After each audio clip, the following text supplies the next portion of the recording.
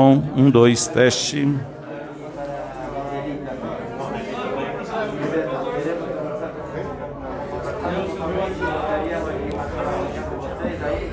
Alô?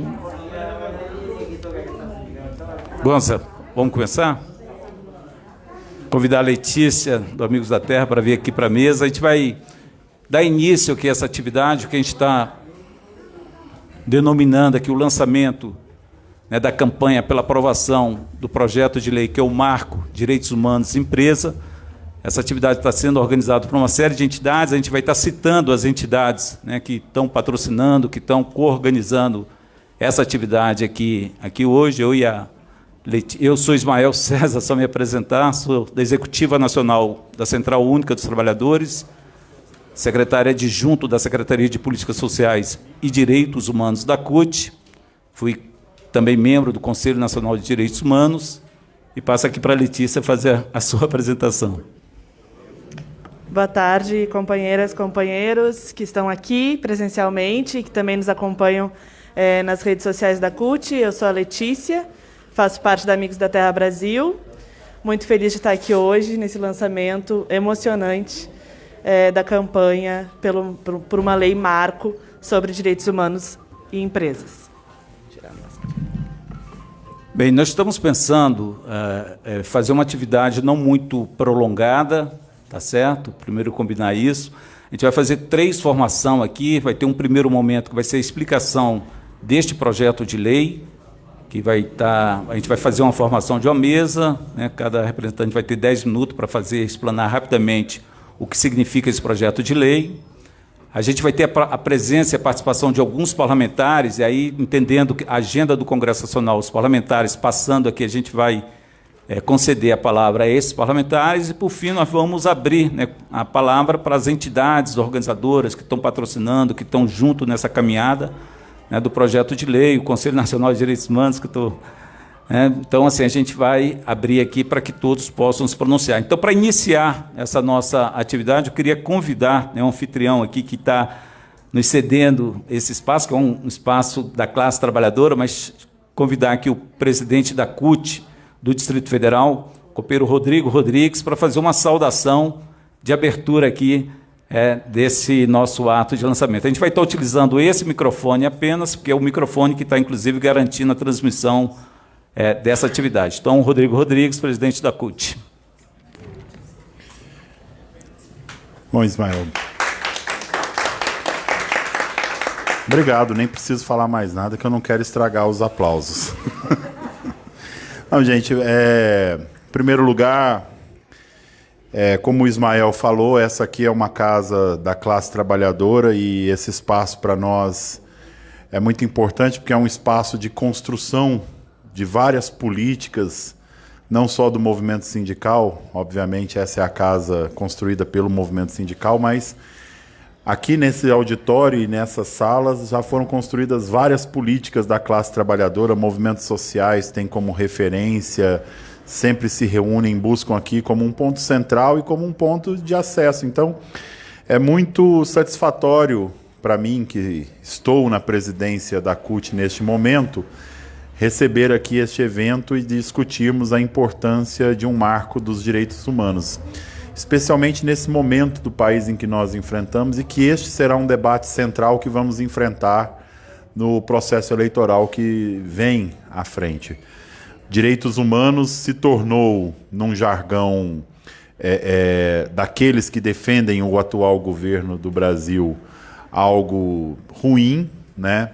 Algo nefasto para ser combatido, enquanto nós, que defendemos os direitos dos trabalhadores e das trabalhadoras, daqueles que são mais necessitados do Estado, de serviços públicos, que são mais necessitados de seguridade social, direitos humanos se faz primeiramente tendo direito a um trabalho digno, a uma renda digna, a uma condição mínima de sobrevivência. E também os direitos de todos e todas existirem nas suas mais diversas variedades, de serem respeitados como que são pessoas que têm direito de existir. Então, é muito bom, a CUT se sente muito honrada de estar recebendo este evento aqui.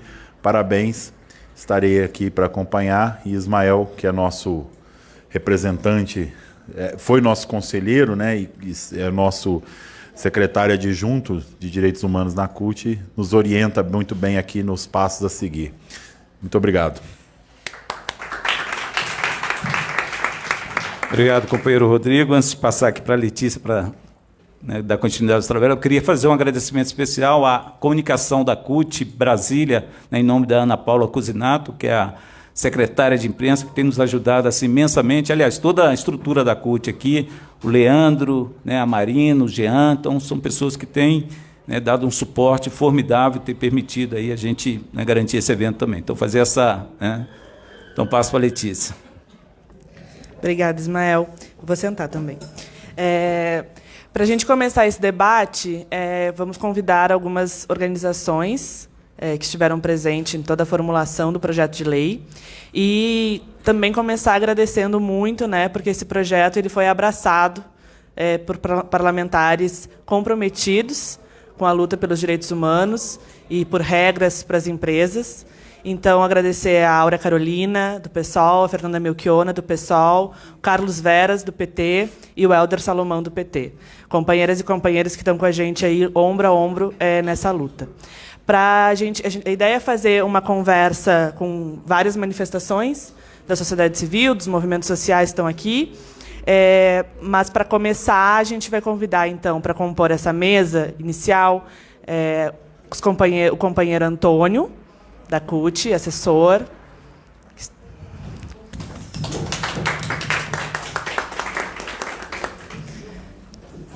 Que vai debulhar a lei para a gente e vai traduzir esses termos jurídicos que são tão importantes na garantia de direitos. Eu vou convidar o companheiro Yuri, do Movimento de Atingidos por Barragens. Também sujeitos políticos fundamentais nessa proposta. E o nosso companheiro Gonzalo, da FES.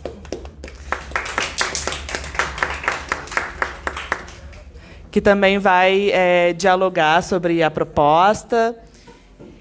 Então, primeiramente, vou passar a palavra para o Antônio, agradecer por fazer essa, eu chamo de tradução, do jurídico, para a gente poder entender melhor e poder se apropriar dessa proposta cada vez mais para poder lutar por ela. Então, Antônio.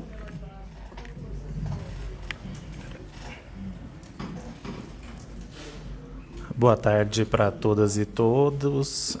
É um prazer estar aqui nessa mesa e ter participado do trabalho em conjunto com várias entidades. Agradecer o Ismael e a CUT, por deixar a gente participar de um momento tão importante na atuação contra as empresas transnacionais no Brasil.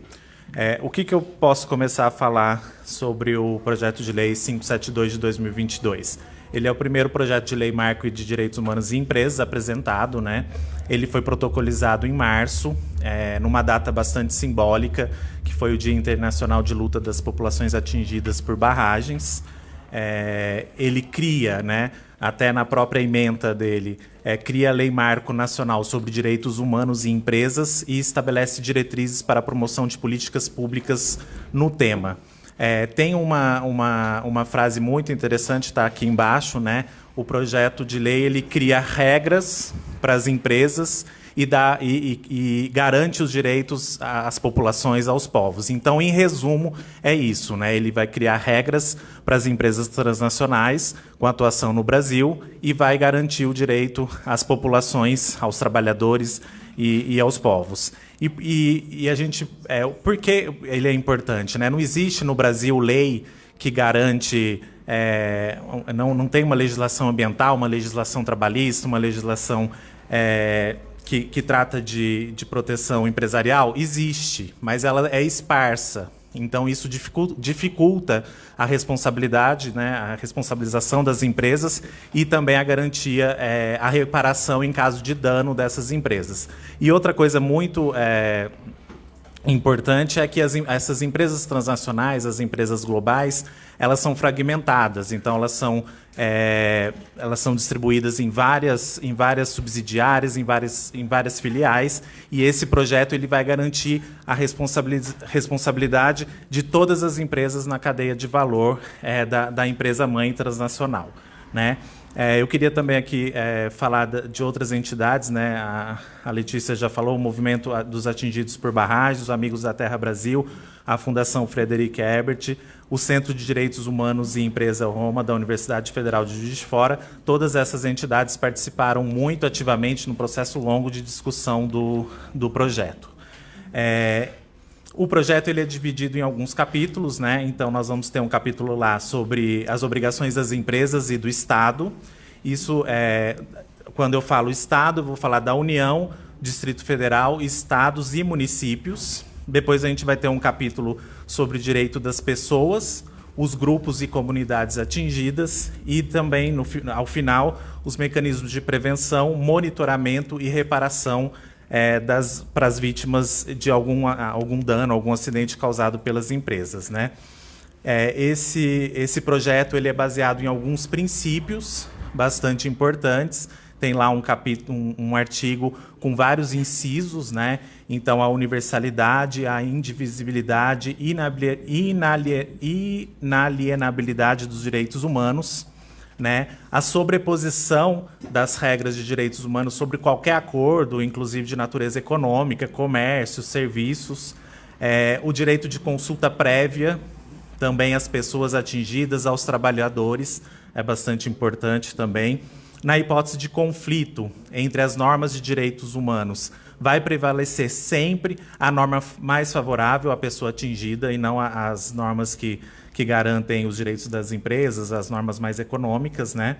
E também é bastante interessante que o projeto ele tem um sistema de implementação, monitoramento e avaliação do cumprimento da lei, né? Então, a gente vai ter um mecanismo de monitorar se está sendo cumprida ou não. Também um outro ponto importante, um outro princípio, é a não criminalização e a não perseguição das pessoas e das comunidades atingidas por possíveis danos das empresas, trabalhadores e dos coletivos, movimentos sociais também organizados ou não, que tratam sobre esses danos, né? Uma coisa importante, eu falo aqui como assessor da CUT, né, assessor da área trabalhista e sindical da CUT, é que o projeto é bastante avançado na garantia dos direitos trabalhistas e sindicais. Então, ali a gente vai ter alguns artigos bastante específicos, né? Então, a empresa que desrespeitar um direito sindical, um direito trabalhista, que são direitos humanos, né? Por exemplo, liberdade sindical, a greve, também vai poder sofrer as sanções previstas ali no projeto, né? E ali no projeto também nós temos a participação efetiva dos sindicatos e dos trabalhadores, né? Que vão ter que ser ouvidos previamente em situações de atingimento dos seus direitos, né? Então eles vão participar dessa fiscalização e dos direitos trabalhistas, né? Também ali tem a garantia do controle externo da atividade das empresas, então a fiscalização dos sindicatos, como eu já falei, do Ministério Público, Defensoria Pública.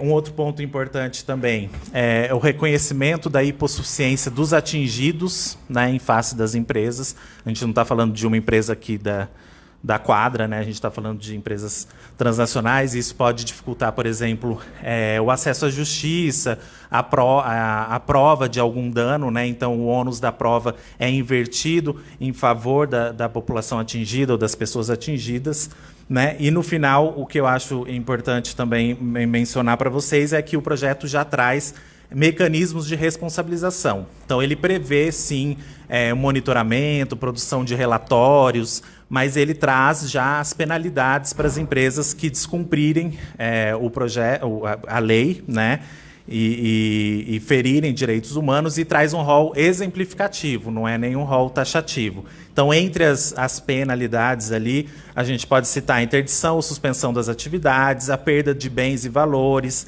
as multas, né? A proibição também de receber incentivos do governo.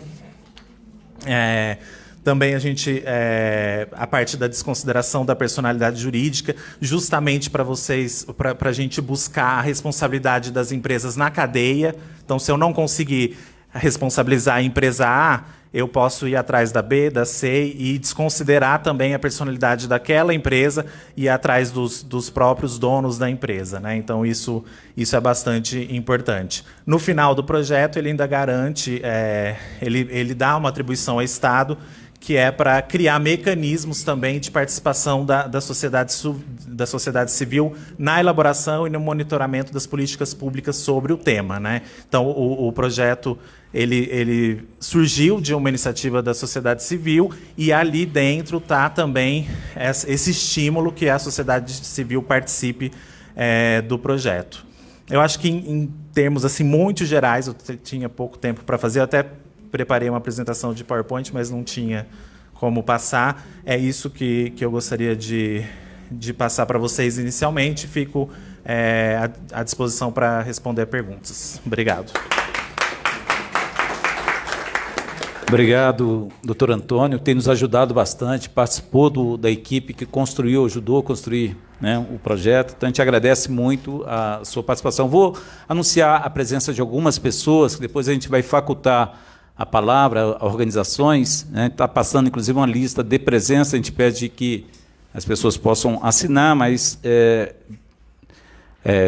anunciar aqui a presença da copeira Thaisa, que é secretária de Mulheres da CUT, da executiva da CUT Brasília, o copeiro Washington, que também é da executiva da CUT do Distrito Federal, a copeira Isabel, que é presidente do Sindiserviço, que é o sindicato, né, dos trabalhadores terceirizados aqui do Distrito Federal, o copeiro o Yuri Costa, que é o presidente do Conselho Nacional dos Direitos Humanos, aliás, vice-presidente, né, do Conselho Nacional dos Direitos Humanos, que também é muito importante escutá-lo daqui a pouco, a companheira Jandira Uerrara, né, que é membro da Executiva Nacional da CUT, né, inclusive pré-candidata a deputada estadual por São Paulo, está aqui presente também, que depois também vai, né, o companheiro Valeí, que é o secretário de Assuntos Jurídicos da nossa central, está aqui o companheiro Lima, lá da Universidade de Brasília, né, o companheiro Garibel, né, que é professor, e a gente vai estar aqui o Pedro Alcântara também, a Aldenora, a Gilza, que é lá do Sindicato dos Servidores Públicos Federais aqui do Distrito Federal,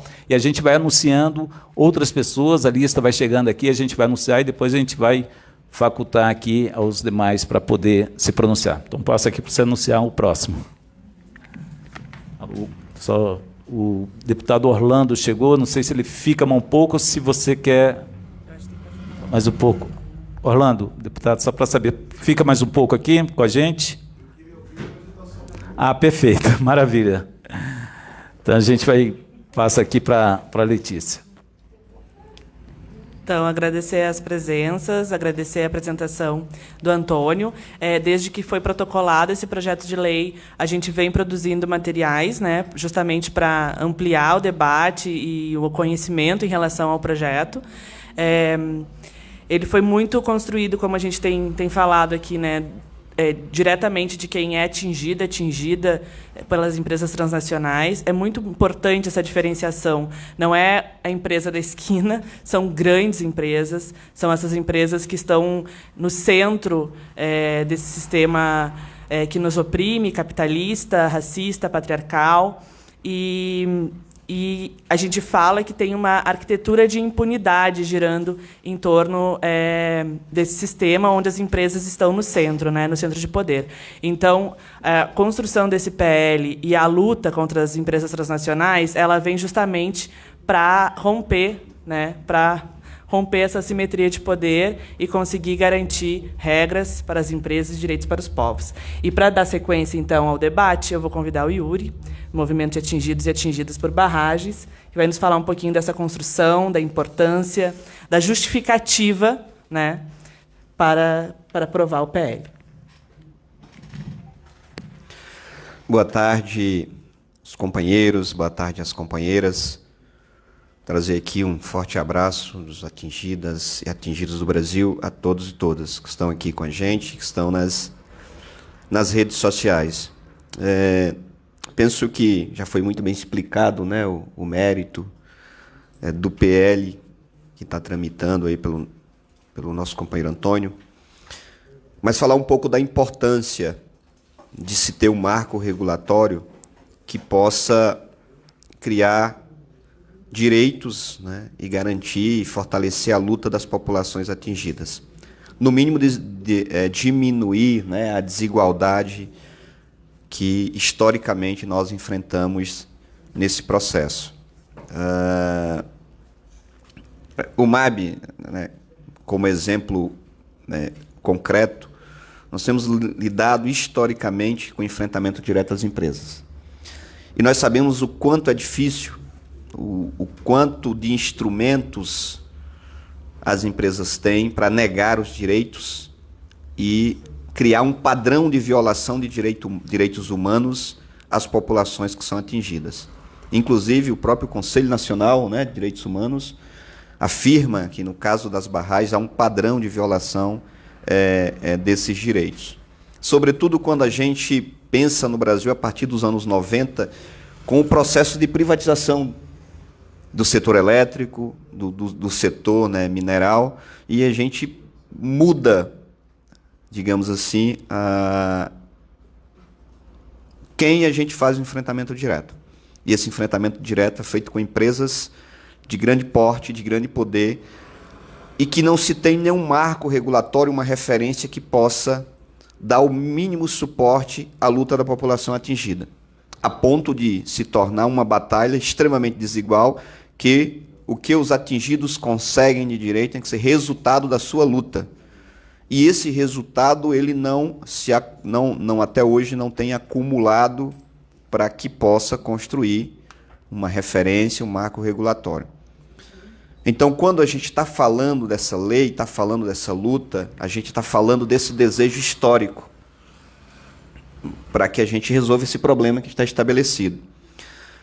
A gente está falando que não é preciso mais ter crimes como Mariana, não é preciso ter crimes mais como Brumadinho, como Barcarena, enfim, Belo Monte, todos esses outros, né, que já é o suficiente para dizer que a gente precisa, no mínimo, construir, né, garantir que os atingidos tenham uma condição mínima de igualdade para poder se defender diante da ação das empresas, da ação dessas grandes corporações no nosso território.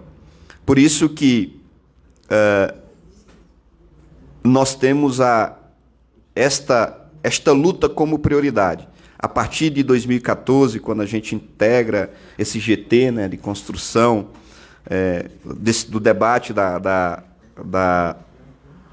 dessa agenda, né, das corporações e grandes empresas e direitos humanos, a gente acredita nessa perspectiva de avançar, né, com as várias ações que se propõe a gente discutir nesse processo. O tratado vinculante, né, a discussão do tratado vinculante que está na ONU é um passo. A discussão, né, pela Comissão Nacional de Direitos Humanos, das normativas, resolução número 5 de 2020 é mais um passo. O PL 572 de 2019 é mais um passo nisso. O PL 2788, que institui a Política Nacional de Direito das Populações Atingidas, é um passo também nessa luta. Então, a gente avalia positivamente que vem dando passos no sentido de consolidar uma construção que possa levar a efetivamente a gente, né, construir esse marco. O importante é que esse marco, a proposta, ele surge da iniciativa popular. Ele surge de todas essas experiências que a gente tem vivido, ele surge de todas as lutas que os trabalhadores, né, têm feito, e ele surge de experiências que a gente vem experimentando, e a gente avalia que é o momento de dar um passo nisso. Chega a ser vergonhoso a gente ver um país como o Brasil, né, a gente não conseguir, e quando a gente está dialogando com outras pessoas, inclusive de outros países, que perguntam como é a norma, como é normalizado, as pessoas não acreditam, que a gente diz, não tem norma, não tem regra. Por exemplo, a regra que trata da população atingida é uma regra dos anos 40 que trata do direito à propriedade. E a gente tem uma mudança profunda no conceito de atingido, a gente tem uma mudança profunda no conceito de direito, né? A gente tem uma mudança profunda na concepção de direitos humanos. E se utiliza uma regra, se utiliza um marco ou uma lei, né, que é extremamente patrimonialista e arcaica. E aí, às vezes, as pessoas não entendem quando a gente fala que é disso, que é dessas referências que são delimitados quais são os direitos que as populações atingidas têm. Então, essa é uma luta extremamente importante. Essa é uma luta que nós precisamos. A campanha que nós estamos lançando hoje, e já estamos falando que é resultado de um esforço histórico, de uma construção histórica, por isso é importante cuidar com muito carinho disso, mas é uma pauta extremamente importante, e por isso a gente precisa dialogar com a sociedade sobre isso, a gente precisa dialogar, né, com a institucionalidade. Nós estamos num período de eleição, precisamos dialogar com os parlamentares progressistas e parlamentares que têm compromisso, né? Eu diria que não precisa nem ser progressista, precisa ter compromisso com a vida, porque essa discussão que nós estamos falando é o mínimo, né? É o mínimo de direito e de que uma sociedade, um país civilizado precisa ter, que é cuidar minimamente de seu povo e de sua população. Então a gente trata como prioridade essa luta e gostaríamos muito de parabenizar aqui por este evento e dizer que o lançamento da campanha hoje é o início de uma caminhada que acreditamos que precisa resultar na aprovação desse marco. Muito obrigado. Bem, eu queria fazer o registro aqui de algumas entidades que já aderiram a essa campanha. Eu acho que é importante fazer esse registro, a própria Central Única dos Trabalhadores, a CUT, o MAB, a Justiça Global, o PAX, o Oxfam, Amigos da Terra Brasil, o MTST, a Fundação Frederic Herbert, o OMA, que faz parte que é um Centro de Direitos Humanos da Universidade de Juiz de Fora, a Repórter Brasil, o Conectas, o Jubileu, são entidades que já, né, estão juntos com a campanha. Eu queria também registrar a presença aqui do Manfred Brickmann, adido social da Embaixada da Alemanha, seja muito bem-vindo. A presença também do Alexandre, que é do CGT, né? Espero que eu tenha falado, né, com um sindicato importante da ciência e tecnologia. Está chegando também a deputada Fernanda Melchione, daqui a pouquinho eu vou passar aqui para a Letícia para passar para o... Primeiro eu vou perguntar se a Fernanda tem condições de nos acompanhar por mais um tempo, senão a gente muda um pouquinho a ordem e te passa a palavra. 15 minutinhos, acho que dá para ouvir, né? Bastante ainda. Acho que a gente... Fala pouco, Gonzalo. Fala, Gonzalo. Não, a gente agradece as presenças, né? Como o Ismael falou. Eu vou passar a palavra para o Gonzalo e então queria comentar um pouco a fala do Yuri, mas vamos passar para o Gonzalo, que com certeza vai complementar bastante também. Muito obrigado, Letícia. Muito obrigado, Ismael e colegas aqui da CUT Brasília. Faz muito tempo, como o Yuri falou, que a gente trouxe, ou vem fazendo esse debate aqui no Brasil, né?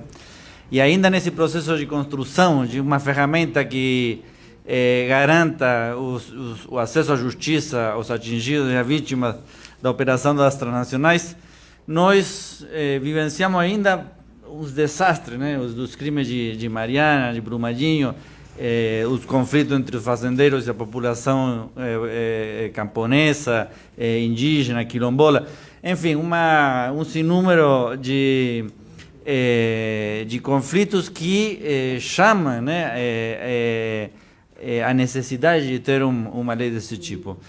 O percurso não foi fácil, né? Mas eu acho que primeiro foi a ideia de ter uma política nacional, depois foi a ideia ou a resolução no Conselho Nacional dos Direitos Humanos, que trouxe um bom marco para discutir as ferramentas, e finalmente pensamos e encontramos, né, e achamos o formato de uma lei marco para tratar justamente do acesso à justiça dos atingidos e as atingidas pela operação das empresas. Então, isso aí foi uma conquista, graças a Deus, ou seja quem for, que está lá em cima, ou a natureza, deputados e deputadas acolheram e com muita generosidade essa chamada das organizações e fizemos o processo de construção que concluiu no PL que o Antônio aqui descreveu. Então, isso aí tem sido muito importante. Eu queria também colocar um pouco essa iniciativa no contexto do debate global e dizer que essa lei é uma lei que é única no mundo. Não é só única aqui no Brasil, como o Antônio falou, é um tipo de abordagem a um problema das violações produzidas pelas empresas que não tem ainda em vários lugares, em lugar nenhum do mundo. Então, a lei está sendo apresentada em alguns lugares e todo mundo fica maravilhado, vamos dizer, com essa ferramenta, com o potencial dessa ferramenta, né? Por quê? Porque há uma visão do Sul e uma visão do Norte, ou dos países em desenvolvimento e dos países desenvolvidos em relação a isso. Na Europa, concretamente, tem tido muitos avanços no que se chama as leis de diligência devida, que são leis feitas para violações aos direitos humanos que acontecem fora do território de onde são geradas essas leis. Por quê? Porque na Europa não tem o tipo de violações que tem nos países em desenvolvimento. Então, é verdade, um jeito de controlar a conduta das próprias empresas é pedindo a elas fazer uma série de procedimentos para garantir que não aconteça violação dos direitos humanos. Então, tem a lei alemã, tem a lei francesa, que é a pioneira, e agora está sendo discutido fortemente um marco na Europa. Então, é para responsabilizar as empresas deles lá, sobre violações que possam, ou prevenir violações que possam acontecer nos nossos países. É um pouco isso. Só que, claro, isso aí não resolve o problema para nós. Por quê? Porque seria pedir às nossas empresas que façam planos para evitar violações. Na verdade, resolve uma parte do problema, mas não resolve todo o problema, que são que essas violações acontecem em grande número nos nossos territórios. Então, eu digo, e nós discutimos isso com os colegas de outras organizações no mundo, é que há uma complementaridade. Então, está certo o esforço que está sendo feito nos países desenvolvidos de gerar esse tipo de leis.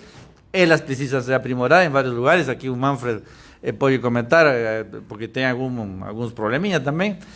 Mas eu sempre falo, nós temos que ter um tsunami de leis, marcos, vinda do Sul para proteger os direitos humanos das nossas populações aqui no nosso território. Então, nesse sentido, essa lei vem a ocupar, a encher um vácuo legal muito importante. Há toda uma outra tendência que é de confiar na boa vontade, né, das empresas, que é o voluntarismo. É verdade, é bom ter propaganda nesse sentido para que as empresas façam compromissos voluntários, mas o que é verdade é que depois de muitos anos de muitos desses marcos voluntários, não há uma responsabilização ou uma conduta adequada ou certa ou de não violação dessas empresas. Um caso famoso é o caso da Vale, que cumpria com todos os compromissos voluntários internacionais, mas depois no terreno vocês sabem como tem operado. Então, nesse sentido, é importantíssima essa lei se insere nesse marco de discussão global. A Fundação Friedrich Ebert vem fazendo esse debate desde longa data e nós achamos muito complementar e muito promissor esse diálogo entre esse tipo de lei que nós estamos campanhando aqui no Brasil e essas outras iniciativas no Norte, sabendo que o tipo de lei que nós temos que fazer aqui são essas. Mas um pouco de due diligence, mas fundamentalmente um marco que garanta o acesso aos afetados e às afetadas e às vítimas das violações das empresas no nosso país. Obrigado. Obrigada, Gonzalo. Tu deu um ótimo panorama.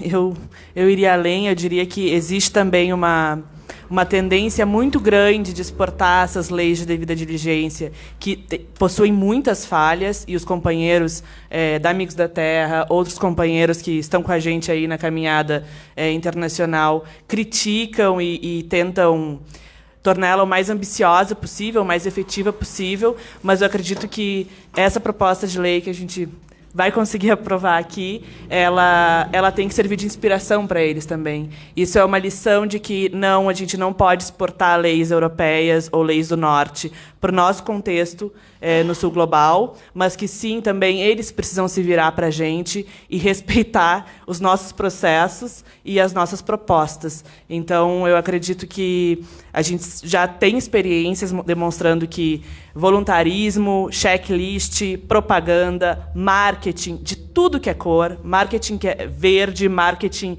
lilás para gênero, né? Para as violações relacionadas às mulheres, chamo de marketing amarelo também relacionado à classe trabalhadora.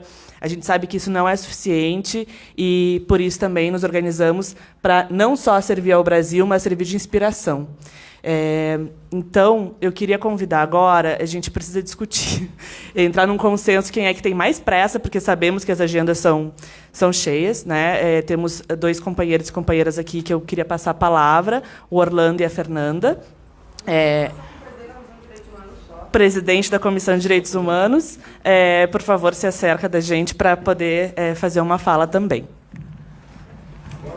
Pode ser. Só fazer um justificativo. O deputado Carlos Veras, que é um dos propositores do projeto, foi presidente da CUT Pernambuco, está se deslocando para cá, possivelmente vai chegar atrasado, mas chegará. Eu queria, só antes de passar para Orlando, agregar duas questões que nós enfrentamos muito fortemente. A General Motors, em São José dos Campos, né, que tentou colocar a população contra o sindicato, uma situação muito complicada, né? E a Ford, recentemente, em São Bernardo também, que deslocou sua planta sem se preocupar minimamente com os trabalhadores, com a sociedade. Então, esse projeto também tem esse elemento importante de responsabilizar as transnacionais, as multinacionais, né, com relação à não violação dos direitos humanos. Registrar a presença do companheiro Kleber, que é o secretário de Políticas Sociais aqui da CUT-DF também. Então, lembrando que o companheiro Orlando agora é o presidente da Comissão de Direitos Humanos da Câmara e, com certeza, nos ajudará muito, será um instrumento importante lá, Orlando, com certeza, uma referência para nós, para que a gente possa vencer essa batalha. Então, passo imediatamente para você, Orlando. Obrigado. Quanto tempo? Rapaz, tem que dizer o tempo, senão não vai dar certo, não. A Fernanda fala pouco. Pessoal, eu queria agradecer o convite para poder participar desse momento, que eu considero que é uma espécie de lançamento de uma campanha. Mais do que a apresentação de um projeto de lei, mais do que a denúncia que fazemos de violações de direitos humanos que são patrocinadas ou efetivadas a partir de ação ou omissão de transnacionais, de grandes empresas e de empresas brasileiras também que têm grande porte, que arrebentam muitas vezes com direitos dos trabalhadores e com direitos humanos. Portanto, mais que uma proposta de lei, eu diria que é uma campanha porque é uma agenda que nós pretendemos debater no Brasil.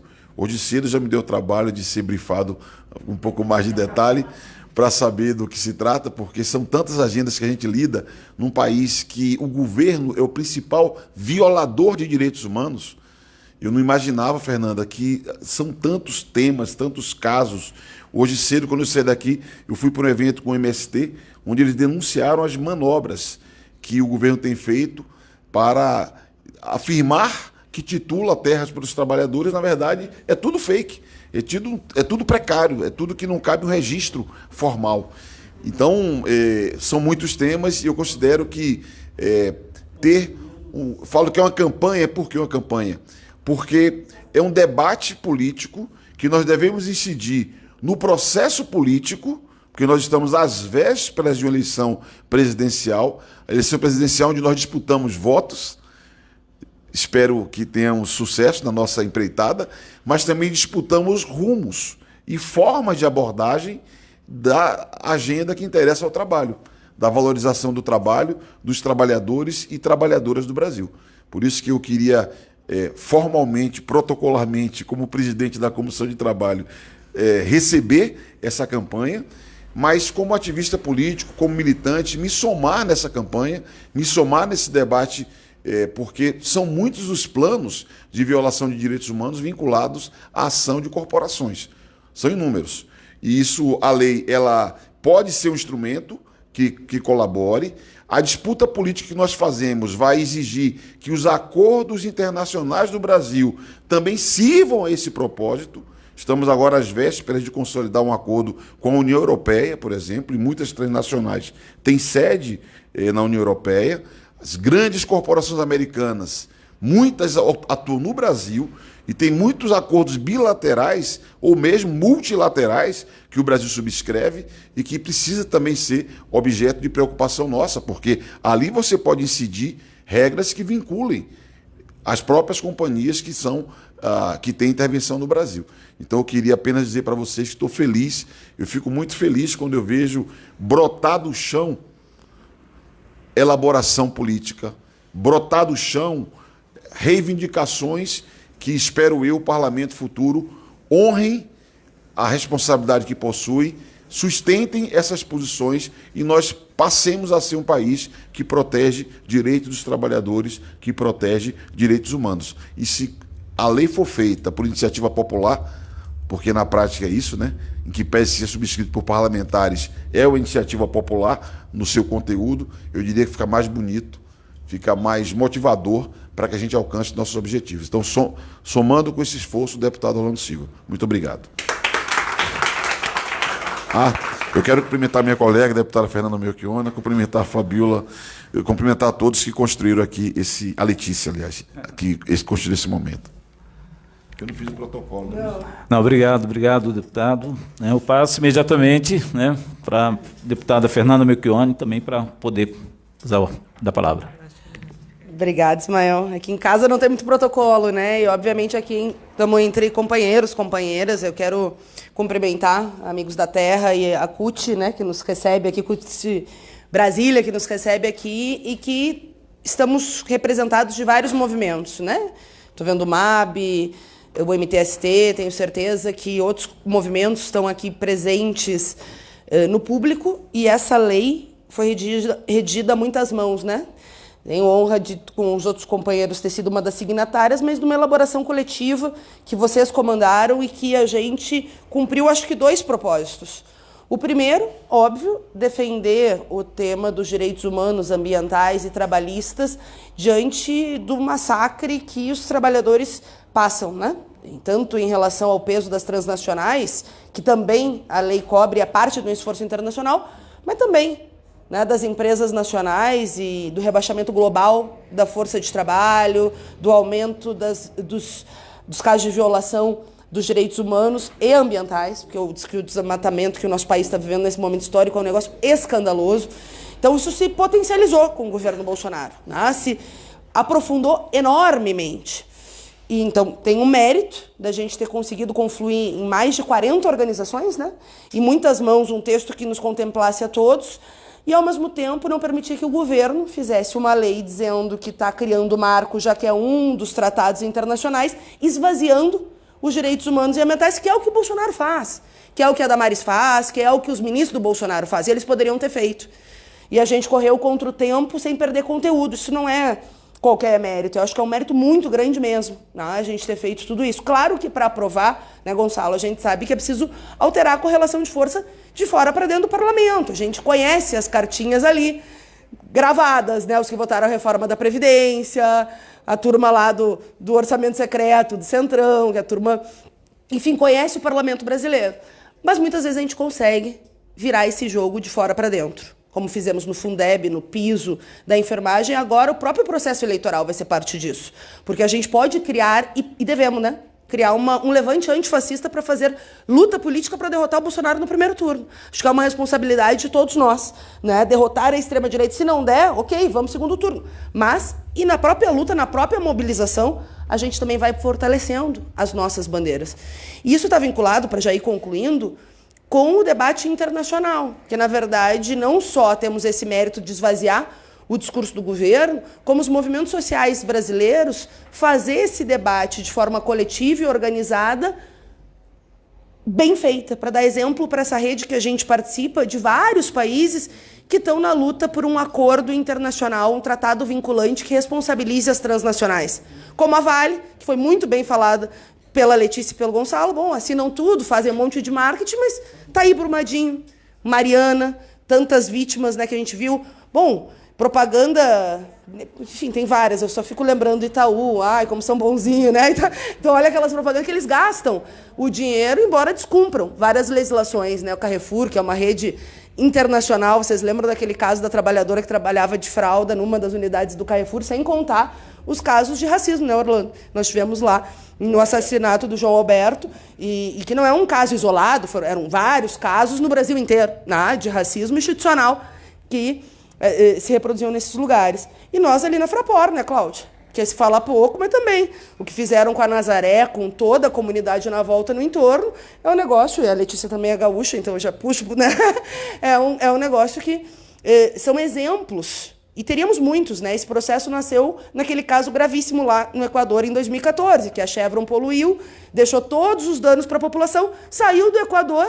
O governo foi tentar, porque era o Rafael Correia, resgatar o dinheiro, mas não tinha um tratado vinculante internacional e ainda teve que pagar as custas para a Chevron. Ah, não, né? Aí se criou todo este debate de ter um acordo internacional que tenha o tratado dos direitos humanos, dos direitos ambientais, dos direitos trabalhistas acima dos acordos comerciais. E isso é muito importante nessa fase do capitalismo, que as empresas transnacionais têm mais peso que muitos países. Então não é uma luta menor, é uma luta estratégica.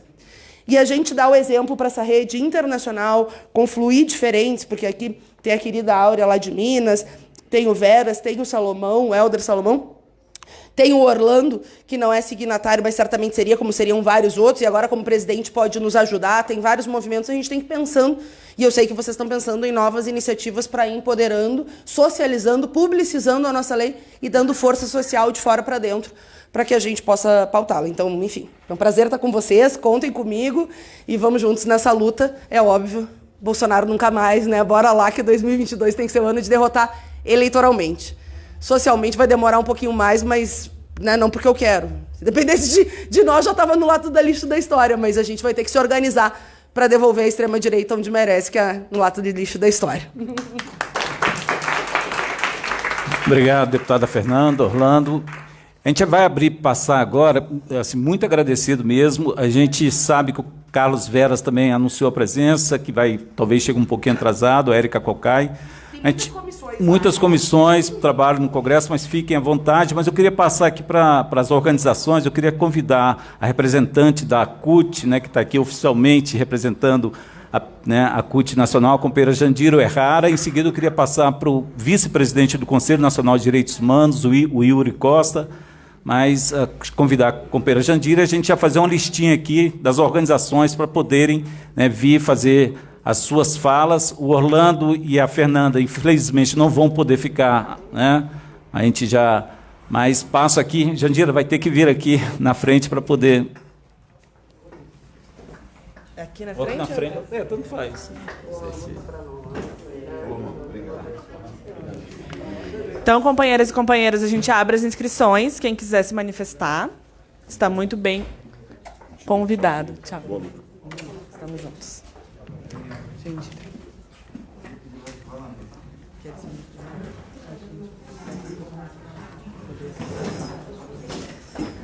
Bom, boa tarde. Obrigada. Bom, primeiramente eu quero trazer aqui o abraço da Executiva Nacional da CUT, do nosso presidente Sérgio Nobre, que infelizmente não pôde estar aqui conosco hoje, mas está acompanhando todo esse processo desde lá 2019, né, Ismael, quando no Conselho Nacional de Direitos Humanos, né, a CUT e outras entidades, como o MAB, né, a Unisol e outras entidades que tinham representação no Conselho, começaram a fazer esse debate. E desde lá, foi em março de 2020 que foi aprovada a resolução no Conselho Nacional de Direitos Humanos a respeito das empresas e os direitos humanos, né? Portanto, é uma discussão que a gente, na CUT, já vem realizando há bastante tempo, quer dizer, dada a envergadura desse problema no nosso país, né? Eu achei muito importante todas as colocações que foram feitas aqui, e eu queria aproveitar para fazer uma abordagem, né, que, junto com a campanha pela aprovação desse marco, que é um marco muito completo, né, como a companheira colocou aqui, é um exemplo, né, é uma construção que vai servir, né, inclusive para iniciar a discussão também em outros países. Mas tem uma situação que, junto com a aprovação desse marco, nós temos que fazer uma luta muito grande. Não é à toa que aqui no Brasil, quer dizer, essas violações das transnacionais são principalmente feitas pelas empresas da mineração e do agronegócio. Né? Isso tem a ver com o modelo de desenvolvimento que está sendo imposto para o nosso país. Quer dizer, enquanto a gente não conseguir superar essa situação de país dependente, de país agroexportador, de país que não investe numa indústria de ponta, na ciência e tecnologia, quer dizer, que não tem um desenvolvimento, né, que a gente tem a capacidade de ter, nós vamos estar constantemente à mercê desse tipo de violação. Então, é um momento muito importante que a gente está vivendo aqui hoje, e esse processo que vamos viver, né, este ano, que é um ano que a gente tem condições de fazer mudanças, quer dizer, mudanças que vão incidir sobre as liberdades democráticas, né, sobre as outras violações de direitos humanos, mas também tem que incidir sobre o modelo de desenvolvimento soberano para o nosso país. E porque é isso que vai efetivamente, juntamente com o marco legal, com esses instrumentos que nós temos que ter, tá certo? Que impedir efetivamente que continue acontecendo esses crimes que nós estamos vendo no nosso país, né? Crimes contra populações ribeirinhas, contra populações urbanas, né, de cidades, contra populações indígenas. Quer dizer, isso tudo é fruto desse modelo de desenvolvimento. Então, nós temos uma tarefa imensa esse ano, fazer essa campanha, porque é um processo de conscientização também, né, sobre como agem essas empresas, né, no Brasil e em outros países, né, do mundo, e que nós precisamos superar o neofascismo que nós estamos vivendo aqui no nosso país, essas violações políticas, mas nós também temos que ter um outro modelo de desenvolvimento, nós temos que superar o neoliberalismo, nós temos que ter um país soberano, tá certo? Que não vai ser um país que vai ser meramente agroexportador. O Brasil está virando um buraco em céu aberto. É isso que a mineração faz, né? Basta ver o que o MAB tão bem denuncia sobre o que está acontecendo em vários lugares do Brasil, mas em Minas Gerais, o que virou o estado de Minas Gerais, né? E tudo isso é fruto desse modelo dependente que nós temos que superar. E nós, na CUT, né, estamos nessa luta. Quer dizer, a luta pelos direitos humanos, econômicos, sociais, culturais, ambientais, além dos políticos, é claro, né?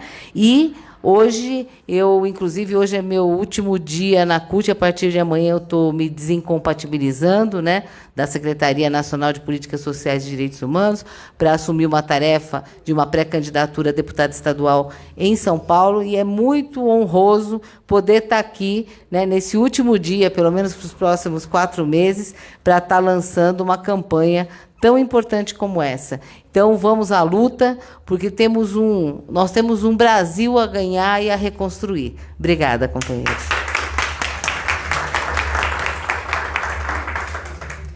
Os pré-candidatos e pré-candidatas são muito bem-vindos. A gente sabe que vamos precisar de vocês para aprovar essa lei, além de derrubar o Bolsonaro. A gente sabe também que só a luta muda a vida. E a companheira comentou, né, que Minas Gerais está virando um buraco. Esse é o modus operandi das transnacionais, né? Aonde elas estão, elas arrasam terra, e a gente sabe que terra não é terra. É território, é memória, é cultura, é saber, é modo de vida, e por isso a nossa luta continua. Eu vou passar a palavra, então, para o companheiro Yuri Costa, vice-presidente do Conselho Nacional de Direitos Humanos. Um prazer te ter aqui com a gente. Obrigado. Boa tarde a todos e todas. Meu nome, como foi anunciado, é Yuri Costa. Eu sou defensor público federal, represento a Defensoria Pública da União no Conselho Nacional de Direitos Humanos. Tive na presidência do Conselho ano passado. Nosso atual presidente, Darcy Frigo, testou positivo para a Covid na última sexta. Está bem, felizmente, mas, obviamente, respeitando a questão do isolamento. Tá? Então, estou nessa tarefa muito honrosa de representar o Conselho Nacional de Direitos Humanos num momento tão importante. E aí a minha fala, inicialmente, não poderia ser de outra maneira, parabenizando a todas as entidades envolvidas nesse longo trajeto até aqui, e em especial nesse momento de lançamento da campanha. É simbólico, mais do que simbólico, mas também é simbólico, tá? Num contexto atual de tanto retrocesso, em diferentes pautas de direitos humanos, ter um momento como esse, de lançamento de uma pauta que é e será tão estruturante, tá, no âmbito dos direitos humanos. Tá? O Conselho Nacional dos Direitos Humanos, ele contribuiu, tá? Entendemos que contribui ainda para parte da trajetória do projeto de lei, já foi aqui citado.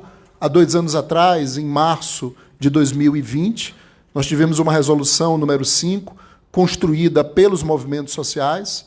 Essa, aliás, eu sempre ressalto, é a força do Conselho Nacional dos Direitos Humanos, e quando eu cito que há uma resolução, não é por questões institucionais, né, é porque o Conselho Nacional, nós entendemos que é, de fato, a instituição nacional de direitos humanos no Brasil, embora ainda não acreditada, né, credenciada junto à ONU, mas o nosso papel é exatamente esse, é contribuir para que a sociedade civil e o poder público também, obviamente, de fato comprometido com os direitos humanos, possa ter um espaço para trazer e trabalhar e fortalecer pautas como essa. Tá? Não sei, Antônio, se as leis têm espírito, mas se as leis tiverem espírito, algumas têm. Esse projeto de lei tem, algumas não têm. Tá? Esse projeto de lei tem um espírito muito importante, e o Conselho Nacional de Direitos Humanos, e todos e todas contribuíram para a construção da Resolução 5 de 2020, se orgulha muito desse espírito estar naquela resolução e, certamente, com toda certeza, está aqui. Tá? E apenas para citar, obviamente, por questões de tempo, não vou aprofundar isso, acho que tem 3 elementos principais dentro disso que aqui eu estou fazendo referência como espírito. Primeiro, é uma resolução na qual é uma resolução e é um projeto de lei nos quais há a centralidade dos direitos humanos. Aqui já foi citado que há normas, algumas arcaicas, como Yuri Dumab lembrou, que tratam, ainda que tenham como objeto outras questões, mas a questão das empresas. Mas esse projeto de lei ele organiza, tanto no âmbito internacional quanto nacional, a discussão de direitos humanos relacionados à atividade empresarial. Isso é muito importante. Tá? Outra questão é que o projeto de lei ele traz, tal como a resolução construída pelos movimentos sociais no âmbito do Conselho Nacional de Direitos Humanos, ele traz a responsabilidade de todos e todas, sobretudo do ponto de vista institucional. Pauta de empresas, da atividade empresarial, não é pauta de mercado. Tá? É pauta do Estado, é pauta da sociedade civil, dos movimentos sociais, de todos e todas que têm um mínimo de responsabilidade com relação a direitos humanos. Por quê? Porque o nosso sistema econômico ele reproduz, tá, toda uma situação hegemônica há séculos, e essa situação ela está presente em todas as instituições. Então, tudo que nós temos foi montado para privilegiar empresas, para privilegiar o capital. E se a gente não tiver um marco, de fato, que inverta isso, e aí eu entro no terceiro e último elemento, que é exatamente o fato do projeto de lei tomar como referência principal as pessoas vulnerabilizadas. Esse é um outro grande passo, porque não adianta regulamentar, se é para regulamentar reafirmando o direito de empresa, direito do capital, tá? A gente tem que regulamentar e mudando o sentido disso. É um desafio muito grande, Tá? A gente espera muito que seja aprovado esse projeto de lei. De antemão, eu já digo aqui que nós teremos agora a próxima plenária no início de junho agora. Eu já vou levar ao Conselho Nacional, tá, que se manifeste formalmente sobre a campanha, mas mais do que isso, né, que a gente tenha a adesão formal a essa campanha, porque todos e todas nós estamos certamente juntos aí nessa luta, contribuímos e continuaremos certamente a contribuir, tá, para que esse projeto de lei se torne lei e, muito mais do que isso, se torne uma referência aí que a gente tanto precisa nessa pauta e na defesa dos direitos humanos. Muito obrigado. É muito importante, Yuri, a sua fala, e assim, inclusive hoje nós debatemos a necessidade do Conselho Nacional de Direitos Humanos adotar uma recomendação, né, no sentido de que este projeto de lei possa ser aprovado pelo Congresso Nacional. Nós sabemos exatamente a dificuldade de correlação de força que temos para aprovação nessa legislatura, mas esperamos que para o ano que vem, com a mudança, e que a força que tem o Conselho Nacional de Direitos Humanos, com uma recomendação, ajudará em muito nessa perspectiva de aprovação desse importante projeto de lei. E a gente agradece imensamente a sua presença aqui nessa noite. Muito obrigado. Eu vou convidar agora o Gustavo, da Oxfam, para se aproximar, para fazer uma fala, e vou pedir para a Cláudia Ávila, do MTST, também se preparar, que é a próxima. E as inscrições seguem abertas. Obrigado, Letícia. Boa noite a todas e todos. Eu estou aqui representando a Oxfam Brasil, uma organização brasileira que faz parte da rede Oxfam, que atua em mais de 90 países. Aqui no Brasil, a gente atua com trabalhadores e trabalhadoras assalariados rurais, na luta contra as condições degradantes de trabalho, contra o trabalho escravo. A gente atua com agricultores familiares, agricultoras, com povos indígenas, povos e comunidades tradicionais, na luta pela terra, principalmente aqueles impactados pelo agronegócio. E atuamos também com povos atingidos por empresas brasileiras em outros países, em Moçambique, no Peru, na Colômbia. E, a partir da nossa experiência, esteja muito claro a importância que um projeto de lei como esse, né, do Marco, é necessário. Por isso que a gente está apoiando desde sempre. E esse é um projeto, ressaltando isso que, inclusive, o Gonzalo comentou, que vem de uma construção muito longa, de um acúmulo de aprendizados ao longo do caminho, né, que a sociedade civil brasileira, os movimentos sociais fizeram, em diálogo, inclusive, com setores do governo, em outros momentos, com o Ministério das Relações Exteriores, com o Ministério Público Federal. Então, tem muito acúmulo. Esse é um processo muito inclusivo, muito grande. E ele vem em oposição a um projeto de mais de 30 anos, que é essa ideia de que as empresas podem se autorregular, né? Esse discurso da responsabilidade social, da sustentabilidade, né? De inúmeros instrumentos voluntários criados para que as empresas mesmas resolvam a questão dos impactos aos direitos humanos, né?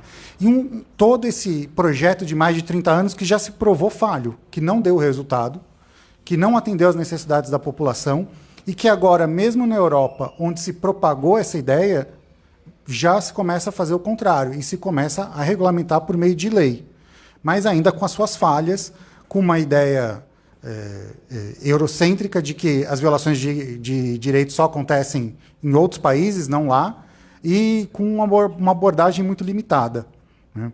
Então, esse projeto ele vem muito bem com uma abordagem maior, que expande uma ideia limitada de violações de direitos e ajuda a regulamentar e pacificar esse tema aqui no Brasil.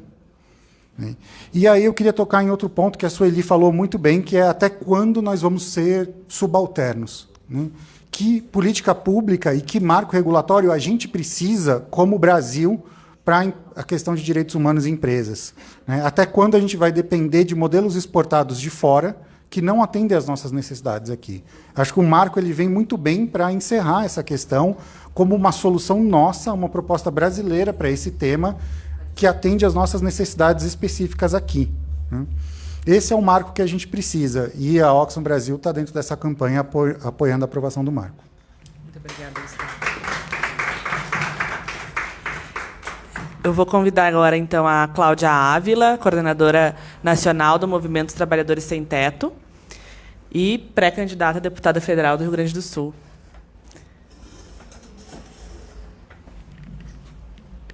Tem que vir mais para cá. Não, foi daqui. Puxa aí o microfone. Fica aqui. Olha lá em pé mesmo. Deixa que eu fico em pé. Boa tarde a todas, todes, todos. É uma grande satisfação para nós do MTST nos incorporarmos nesta campanha pela aprovação do marco regulatório de direitos humanos para empresas. A nossa luta no MTST, que começou sendo luta por moradia das trabalhadoras e trabalhadores sem teto, hoje a nossa luta, para além da luta por moradia digna, é uma luta por trabalho digno, é uma luta por alimentação de qualidade. E na outra ponta de todas as nossas lutas estão as empresas transnacionais, estrangeiras ou brasileiras, violando direitos humanos. Como a deputada Fernanda trouxe aqui, nós temos a realidade de empresas como a Fraport, lá em Porto Alegre, concessionária do aeroporto, que naquilo que a gente chama de uma verdadeira parceria público-privada de violações de direitos, removeu mais de 6 mil pessoas, cerca de 2.000 famílias, para lugar não só geograficamente distante do seu território, mas também totalmente distante da realidade das famílias. Famílias com uma realidade de vida rural-urbana, que tinham a sua plantação, a sua pequena criação de animais, são deslocadas para o outro lado da cidade para morar em apartamentos minúsculos, longe da sua possibilidade de trabalho e da sua possibilidade de subsistência. Essas famílias vão passar fome no apartamento, deslocadas da sua realidade e longe também das suas redes de apoio. A militância, a base do movimento das trabalhadoras e trabalhadores sem teto faz parte dos 75% dos trabalhadores desse país que estão no trabalho informal. E nesta realidade também estão as empresas transnacionais na outra ponta das violações de direitos humanos dos trabalhadores e trabalhadoras, quando essas empresas administradoras de aplicativos violam diariamente uma infinidade de direitos humanos de trabalhadoras e trabalhadores que são desligados do seu trabalho por um bloqueio no aplicativo, e essas famílias vão passar fome por conta disso. Então, assim, para nós é muita satisfação e muita responsabilidade se somar nessa luta pela aprovação do PL, do Marco Regulatório de Direitos Humanos para as Empresas, e convocamos a todas e todos para aproveitar este ano das eleições, que certamente serão as eleições mais importantes na história nesse país, para não apenas eleger Lula para combater o bolsonarismo, mas eleger uma bancada progressista forte que, junto com o povo nas ruas, vai acabar com o bolsonarismo. Obrigada. É um comentário, já que eu também sou de Porto Alegre, que quando, com o Movimento dos Trabalhadores Sem Teto, com a comunidade da Vila Nazaré, nós saímos nas ruas com faixas dizendo uma empresa alemã viola os direitos do povo da Nazaré. Foi feito muito barulho também na Alemanha, graças aos nossos companheiros do Amigos da Terra Alemanha e várias outras organizações. Fizemos barulho na Assembleia de Acionistas da Fraport. Isso não resultou em reparação real, mas resultou em uma matéria num dos jornais mais importantes da Alemanha, campanha falando sobre a importância da criação de leis sobre direitos humanos em empresas. Então, eu trago esse breve relato para dizer que, realmente, só a luta muda a vida, e a gente sabe que essa luta que a gente já vem travando há muito tempo, há muitas décadas, né, vamos seguir até a aprovação do PL. Eu vou convidar agora o Vaney da Contrax. Claro. O companheiro Valei, é muito importante a fala do companheiro Valei, que é um companheiro da Contrax, que é a Confederação dos Trabalhadores no Comércio e Serviço, e foi citada aqui, inclusive, o Carrefour, né, as barbaridades cometidas pelas transnacionais. Então, a gente passa aqui a palavra para o companheiro Valei, que é membro também da Executiva Nacional da CUT. E está chegando aqui conosco o deputado Helder Salomão. Né, seja bem-vindo, deputado. Daqui a pouco a gente franqueia a palavra a você. Valei. Primeiro, pedir desculpa falar sentado, que eu fiz uma aplicação na minha circulação, na minha perna, a circulação está me doendo, então por isso que eu vou ficar sentado aqui. Mas primeiro cumprimentar Ismael e Letícia, que estão conduzindo a mesa, e cumprimentar todas as entidades, né, que construíram um excelente projeto. Né? Como já foi falado, parabenizar o Antônio por ter ajudado, a Jandira, o Ismael na Secretaria de Direitos Humanos da CUT, ter feito um trabalho fenomenal, como foi colocado, mais de 2 anos trabalhando, dialogando. Então, é um projeto construído há muitas mãos, e com certeza é muito importante. Né? A gente passou, infelizmente, por muitas situações, né, o Ismael e Letícia. O próprio Ismael colocou a situação lá da Forte Taubaté. Teve um impacto enorme na cidade. A empresa ganhou milhares de subsídios, milhões, bilhões de subsídios, e simplesmente foi embora, ainda ganha dinheiro, vende o terreno, vende os maquinários, vende tudo, que é uma coisa horrorosa. O que aconteceu lá em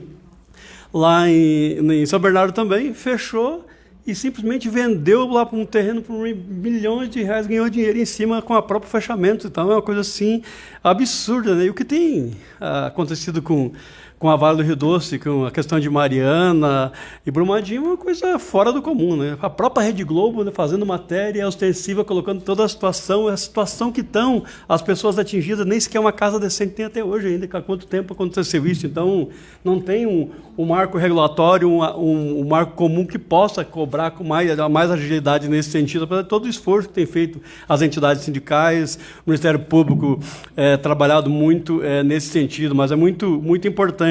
Deixar um abraço do companheiro Julimar. Nós somos uma federação importante, Comércio e Serviço da CUT, né? Eu sou atualmente secretário-geral, além de ser o secretário de Ações Jurídicas da CUT Nacional. Ele fez uma cirurgia hoje, mas está bem, teve um desligamento de retina, mas por isso que ele não pôde vir e comparecer aqui hoje. Mas é muito importante a gente levar para uma reunião de direção da CUT, Ismael.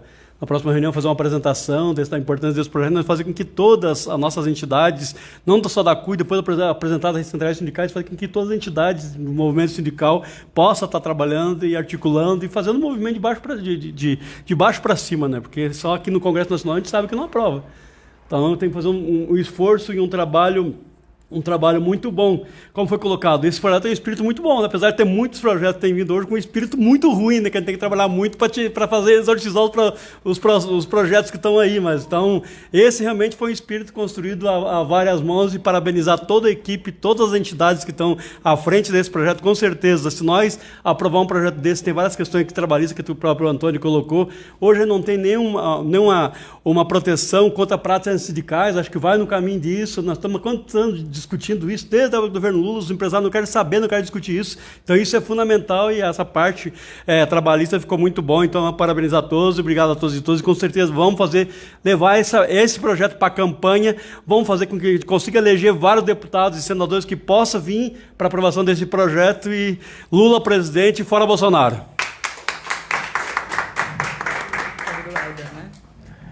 Eu queria convidar aqui, e eu tive a honra, viu, o deputado Helder Salomão, só lembrando que o deputado Helder Salomão, junto comigo, eu representava a CUT no Conselho Nacional de Direitos Humanos, e foi um guerreiro, né, foi uma pessoa assim, muito importante, né, representando, né, a Câmara dos Deputados no Conselho Nacional de Direitos Humanos. Então, a gente gostaria de convidá-lo para fazer uso da palavra. Esse projeto de lei tem as suas digitais, né, assim, muito importante. Então, sabendo aqui da pauta do Congresso Nacional, a gente passa imediatamente a palavra a você, companheiro. Isso aí, Helder. Boa noite, companheiros, companheiras, tudo bem? Cheguei atrasado, mas cheguei, né?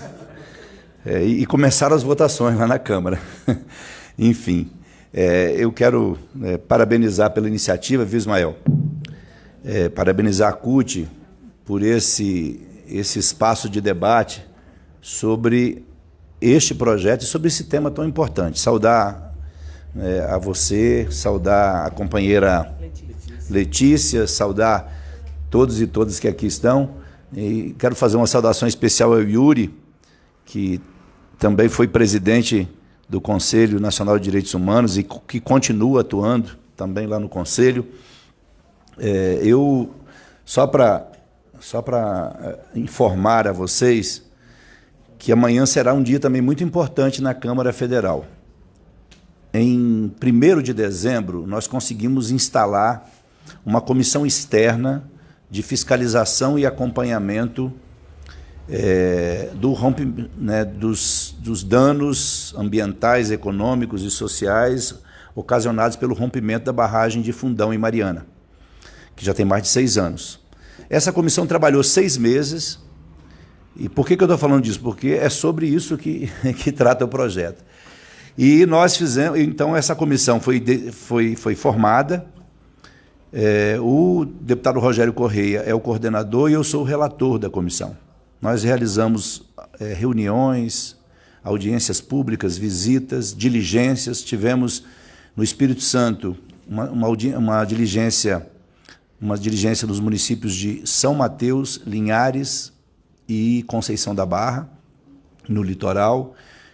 Depois nós estivemos em Mariana, Paracatu, estivemos em Governador Valadares e, em loco, nós pudemos ver o drama das famílias atingidas naquelas localidades, em toda a extensão da bacia do Rio Doce. Depois de reuniões com o CNJ, com Defensoria Pública, Ministério Público, movimento de atingidos e atingidas por barragens e vários movimentos que a gente fez, nós concluímos o relatório hoje pela manhã. O relatório foi protocolado e será discutido, apresentado, discutido e votado amanhã, a não ser que algum membro do governo tenha a prerrogativa regimental de pedir vista. Caso contrário, o relatório será votado amanhã. E o nosso grande desafio com esse relatório foi exatamente dar voz aos atingidos e atingidas. Porque com a criação da Renova, o que nós tivemos nesse processo foi uma empresa criada com o nome fantasia de Renova e que trouxe todo tipo de dificuldades e problemas para as comunidades atingidas. Inclusive, no nosso relatório, nós pedimos o fim da Renova.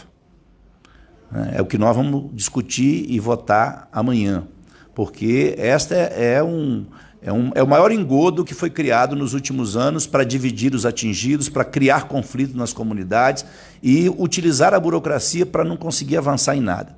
E isso acontece no Brasil porque nós não temos uma legislação, não temos um marco legal. Se nós tivéssemos um marco legal nos moldes deste projeto de lei, que é fruto de um debate, quer dizer, eu sou um dos autores do projeto, mas, na verdade, eu não sou autor. Eu sou apenas um deputado que defende a causa, que tem sensibilidade para o tema e que eu digo assim, emprestei o meu nome para este projeto, como os demais parlamentares, porque esse projeto de lei ele é fruto de um debate intenso. Então, nós, como parlamentares, representantes do povo brasileiro, claro, colocamos o nosso nome, a nossa digital nesse projeto, que é resultado de um processo coletivo. Então, eu inclusive, quero dizer para vocês aqui, para mim é uma satisfação poder ter o meu nome constando como um dos autores desse projeto, quando, na verdade, nenhum de nós, deputados, somos os verdadeiros autores. Aliás, o processo legislativo deveria ser assim. Os projetos de lei deveriam nascer, todos eles, de um debate com a sociedade. E o que a gente vê na Câmara é PEC para cobrar mensalidade pública. E agora o governo tentando votar a urgência de uma matéria que pretende, na prática, privatizar a Petrobras. Então, projetos que nascem dentro de 4 paredes e onde são discutidos interesses inconfessáveis. Essa questão do do Tratado Vinculante de Direitos Humanos e Empresas, pode ter um salto de qualidade no Brasil se a gente conseguir, né, sair do debate institucional e conseguir fazer isso que vocês estão iniciando aqui hoje. Uma campanha, uma mobilização nacional com todas as entidades, lideranças, no sentido de mobilizar para que a gente tenha um movimento vivo da sociedade pressionando o parlamento, senão a gente não consegue aprovar. E eu espero, eu não tenho nenhuma ilusão de que o próximo parlamento vai ser muito melhor do que esse, mas eu tenho uma esperança que vai melhorar um pouco. Eu tenho, pelo que eu tenho percebido aí, eu acho que tem condições de nós termos mais parlamentares comprometidos com pautas como essa. Então eu quero dizer a vocês que estarei assim de corpo e alma nesse processo, não só porque assino o projeto de lei, mas porque eu compreendo que nós precisamos, de fato, ter um marco legal, né, para fazer com que o tratado vinculante, que tem fragilidades, possa ser concretizado com a proposta apresentada, né, que teve a participação de muitas de vocês, na elaboração.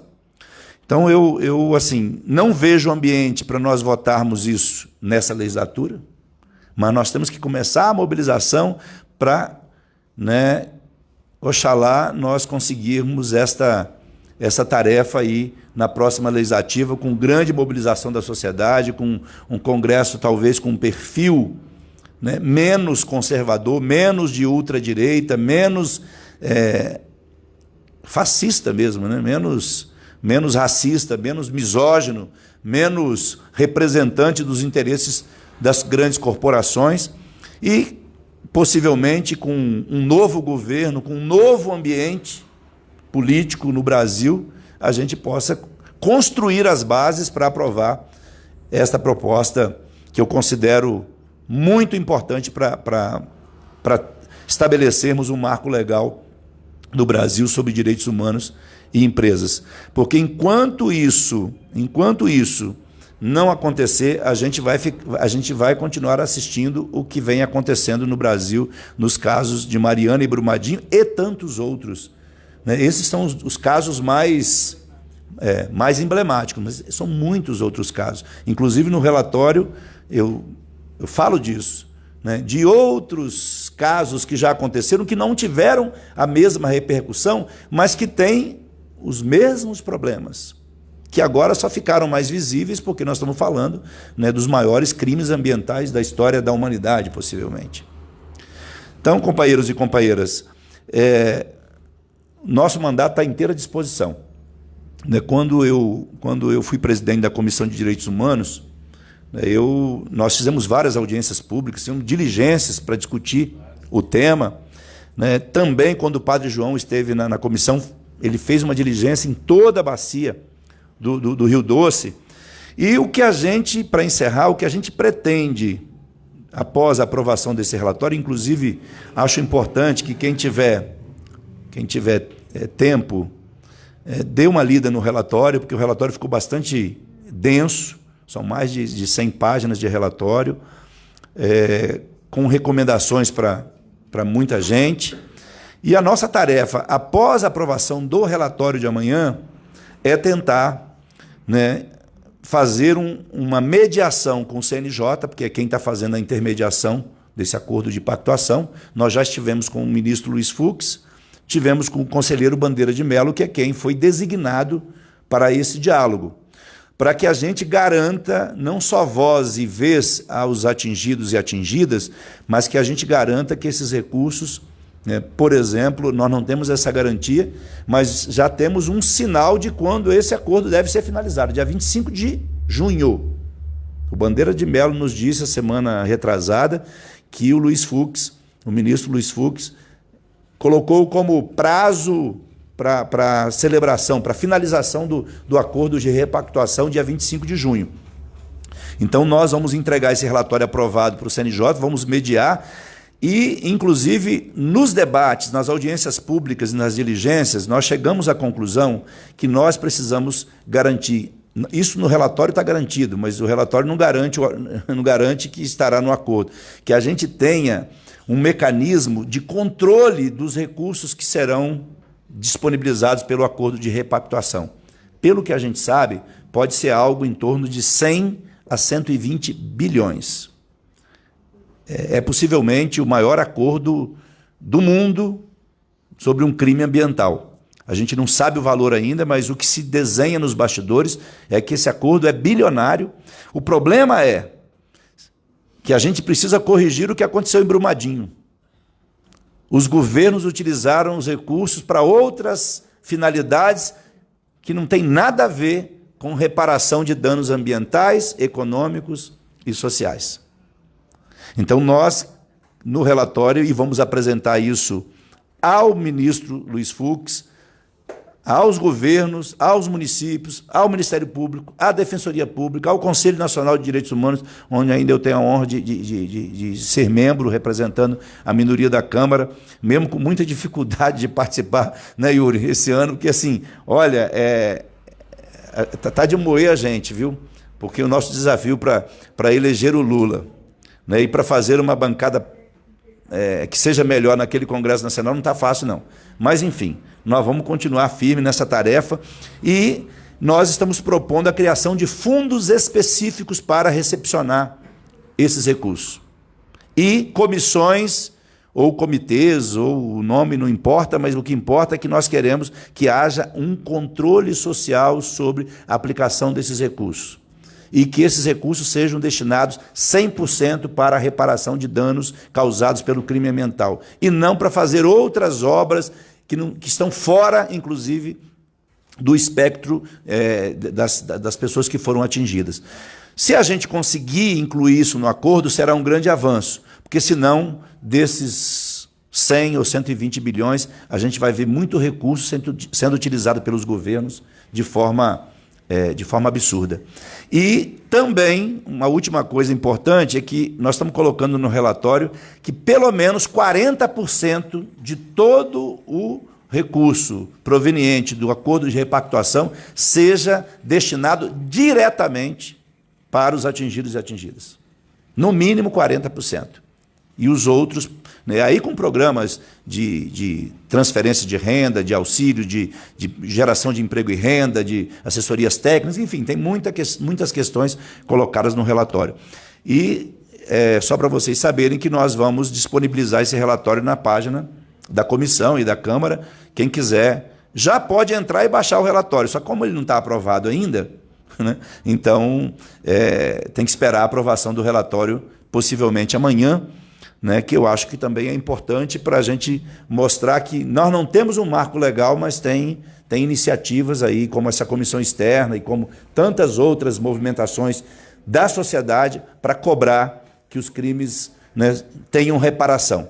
E hoje o grande problema é que as empresas continuem na impunidade, né, e tocando os seus negócios com lucros exorbitantes e sem nenhum compromisso com a reparação e com, né, a reparação dos direitos humanos que foram violados e das famílias que foram ultrajadas, sonhos que foram interrompidos, né, famílias que perderam toda a sua perspectiva de vida e tantos que perderam a própria vida. Então, vamos juntos nessa tarefa. Parabéns à CUT, né, e fora Bolsonaro, Lula presidente. Obrigado, companheiro Helder. Um prazer muito, muito grande revê-lo e saber a satisfação que o seu gabinete, de fato, é um instrumento da classe trabalhadora. E a gente espera que o povo do Espírito Santo possa, de fato, reelegê-lo, né, que a gente... Eu também espero. Para poder ajudar o Lula a fazer as transformações, né, que esse país necessita. Eu passo aqui para chamar a próxima, Letícia. Sim. E dizer também, deputado, que a gente se orgulha muito de poder fazer essa proposta andar junto com os deputados e deputadas que assinaram com a gente. É um orgulho de mão dupla. A próxima companheira que eu vou chamar, então, é a Nalu, do Pax. E vou pedir para a Emily se preparar. E se tiver mais alguma companheira ou companheiro que quer fazer uma intervenção, por favor. Senta aqui. Não, senta aqui. Eu tô no celular porque tá tendo votação lá, gente. Sabemos. Tirar a mascareta aqui um pouco, então. Eu ia falar boa tarde, mas boa noite, né? A todas e todos. Boa noite a quem está com a gente até agora. Vou ser bem breve na minha saudação. Eu sou Ana Luísa Queiroz, faço parte do Instituto Pax, venho lá do Rio. O Pax é uma organização que trabalha... É uma organização de 35 anos que trabalha com a perspectiva da economia política feminista. A gente tem já muitos anos aí de atuação, acúmulo, debate, pesquisa, mobilização no campo da impactação diferenciada sobre a vida das mulheres na atuação de megaprojetos, né? O debate sobre racismo ambiental, justiça climática. Então, para a gente é uma alegria muito grande poder estar somando nesse processo. Ressaltar uma característica que, para mim, é muito importante no PL, que é um projeto que vem do território, que vem das lutas territoriais e que nos convida a fortalecer esse campo, né?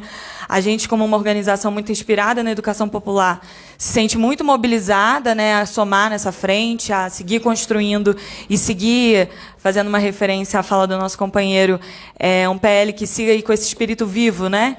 É um projeto de lei que vem dos territórios, mas que segue em mobilização, que o seu caminho já prevê muitos processos de diálogo, né? Então, acho que isso é muito importante para a gente. Ressaltar aqui o nosso desejo de que esse seja um marco que possa inspirar a nossa América Latina, né? Nossa ABA-EALA, na defesa dos territórios, na defesa da autonomia, da soberania desses povos. E ressaltar também mais um aspecto que para a gente é muito, muito caro, que é esse PL é um projeto que vem também como mais uma oportunidade da gente afirmar os direitos humanos enquanto um valor positivo. Eu acho que essa é uma das trincheiras que a gente tem lutado e que a gente precisa seguir fortalecendo, que é de não nos envergonhar nesse campo, apesar do embate ideológico que a gente tem enfrentado, mas seguir afirmando os direitos humanos enquanto uma afirmação necessária em defesa da vida, né? Em enfrentamento aos projetos de morte que a gente tem encontrado nos nossos territórios. Então, um pouco por aí, agradecer a todo mundo e seguimos caminhando juntas e juntos.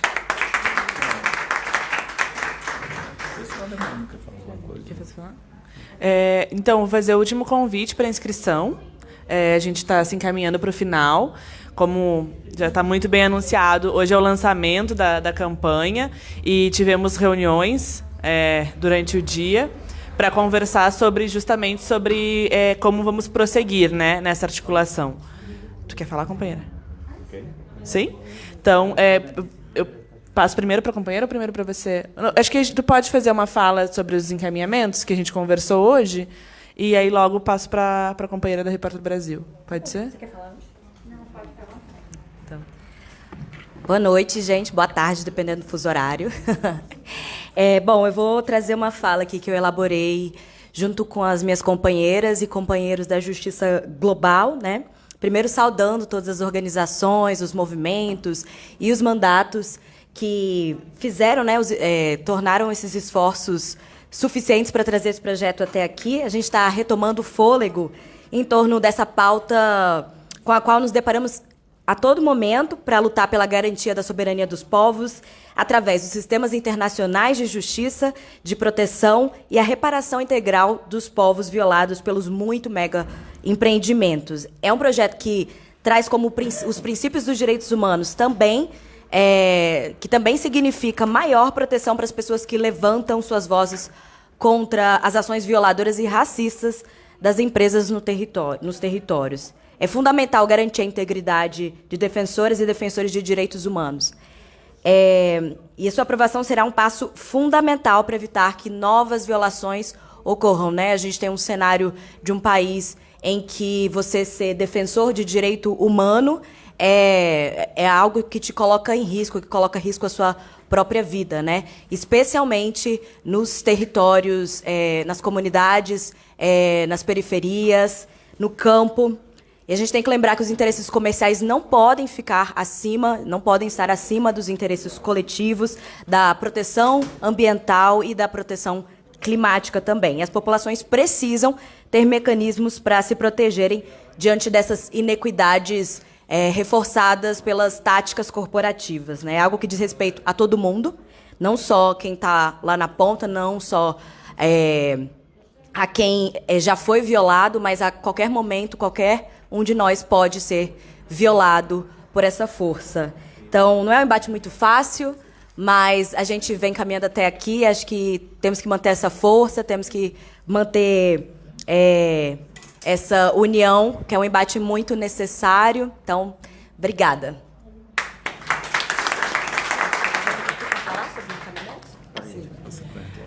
Repórter Brasil, então. Vem que a gente também precisa de vocês.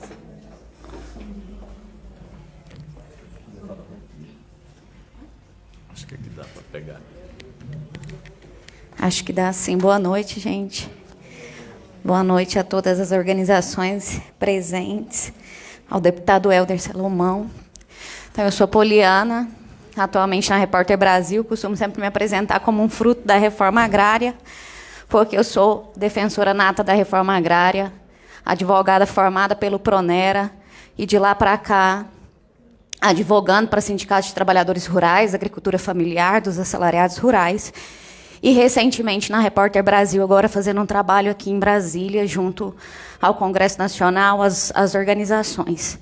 Então, a minha fala eu me inscrevi mais para reforçar o compromisso da Repórter Brasil com essa pauta. É uma pauta que é diária da Repórter Brasil. Acho que vocês têm acompanhado o monitoramento e as denúncias que a Repórter tem feito de empresas nacionais e empresas internacionais que violam direitos humanos, que violam direitos trabalhistas, que violam os direitos ambientais, direitos dos povos e comunidades tradicionais. Então, a nossa luta ali é uma investigação diária dessas condutas, monitoramento dessas condutas e denúncia também de cobrar a responsabilização dessas empresas, sejam elas nacionais ou internacionais, que praticam essas violações em nosso território. Então, é reforçar o nosso compromisso com a pauta, o nosso compromisso com a campanha também, com esse PL, é dizer que a gente segue junto, dialogando. Eu estou aqui em Brasília e estou à disposição de vocês para a gente seguir conversando. E é isso, gente. Muito obrigada. Bem, só informar que parece que o deputado Carlos Veras estava a caminho. Vamos ver, a gente vai passar agora. Só lembrando que vai ter uma audiência pública, viu, deputado Helder Salomão? O deputado Carlos Veras já está articulando uma audiência pública, possivelmente para o final do mês de junho, né, para tratar exatamente do projeto, esse PL. Então, ele está a caminho, chegou, deve estar chegando. Mas eu vou passar para a Emily. A gente esteve em reunião o dia inteiro, dando alguns encaminhamentos com relação à campanha. Então, resumidamente, a Emily vai, né, colocar aqui para vocês o que a gente pensou um pouco a respeito dessa campanha. É óbvio que a gente vai precisar do envolvimento de todos, de todas, de todos, né, para que essa campanha, de fato, possa surtir o efeito e que a gente possa vê-lo aprovado, né, na próxima legislatura. Então, passo aqui para a Emily para resgatar aí esse debate que a gente teve aí o dia inteiro. Obrigada, gente. Eu vou tentar passar em linhas gerais, assim, para a gente aproveitar melhor o tempo. Vou pedir ajuda da Letícia aqui também, para ver se eu não estou deixando nada de fora. Bem, a gente, primeiro, entendendo o cenário eleitoral, né, nós avaliamos que é muito importante, ao longo desse ano, a gente fortalecer esse debate nas nossas bases, né, torná-lo mais amplo, chegar a grupos diferentes, a organizações diferentes, realmente ampliar essa discussão, então levando para as nossas bases, para os eventos que a gente participa, né, tentando entender as capilaridades e como esse tema, né, como esse assunto, esse projeto atravessa várias questões relacionadas aos direitos humanos, né? Até o final desse mês de junho, que começa amanhã, a gente está consolidando as organizações que realmente estão assinando, né? Estão tomando frente. Organizamos um GT focado em educação popular, comunicação e mobilização, e outro mais focado na incidência, né? Também, especialmente nos estados, nesse primeiro momento, para chegar também nas assembleias legislativas. Tiramos também de preparar materiais de comunicação capaz de conversar com a população também sobre esse tema, né? O formato ainda, a gente vai estudar a melhor forma, mas elaborar a partir do que a gente já tem construído também, né, as cartilhas. E aí também eu acho importante dizer que a gente tem uma carta a ser levada para as candidaturas, especialmente ao candidato, né, Lula. A gente está articulando também, além dessa audiência pública, né, outras conversas com outros deputados que não estão dentro do, digamos assim, que já não são os nossos apoiadores, né, tentar ampliar o circuito de deputados, elaborar notas técnicas para poder fazer esse diálogo, endossar e reforçar a materialidade, né, desse projeto. A gente tem algumas agendas também no Sistema ONU, né, uma fala na sessão de conselho, do Conselho de Direitos Humanos, também no GT regional, né, sobre esse assunto. É importante dizer que a ONU trata esse assunto num fórum internacional. E aí a gente prepara esse lançamento mais amplo, oficial mesmo, no Congresso da FOSPA, que acontece em 30 de julho? 30 de julho, né? 28 a 31 de julho. E também preparamos um grande seminário para entre fevereiro e março do ano que vem. Faltou? Eu acho que tu foi bem completa, mas antes, né, da FOSPA, a gente pretende trabalhar no dia 27 e 28 de julho, MAB, me confirma, no encontro de atingidas e atingidos da Amazônia. Então, também estaremos lá. Ali, de fato, será o momento da gente difundir, né, os materiais que a gente pretende construir até lá. E fica o convite, né? A gente realmente vai buscar um maior engajamento com movimentos, com organizações, com companheiras e companheiros que a gente sabe que está nessa luta. E seguir construindo esse debate, ampliando esse debate, entendendo que esse ano é o ano para isso, para ampliar a discussão, para, se o projeto não está perfeito, do meu ponto de vista ele está, melhorar ainda mais essa proposta para quando o Lula for presidente, e eu tenho esperança, sim, que a gente vai ter muitos companheiras e companheiros que vêm da luta, que vêm de processos de luta, junto com a gente, para fazer avançar esse PL. A gente gostaria muito de escutar o Carlos Veras, que foi uma pessoa fundamental também nesse processo, mas eu acho que ele não vai chegar a tempo, né, Ismael? Parece que não. Então, assim, eu já até mandei uma mensagem aqui que a gente está encerrando a atividade, mas, assim, a gente gostaria muito de agradecer a presença de cada uma das organizações, a presença de cada uma que esteve presente aqui conosco, né, nessa tarde, início de noite. Essa vai ser uma tarefa muito difícil, né, mas não há tarefa difícil para quem luta. Então, portanto, a gente acredita firmemente que é possível, né, a gente avançar com esse projeto, vê-lo aprovado, e vamos ter que contar com a participação de todos, todas e todos. Então, a gente agradece a presença e vamos à luta, né, fazer com que esse projeto seja aprovado. Uma salva de palmas a todos nós. Muito obrigado, companheiras.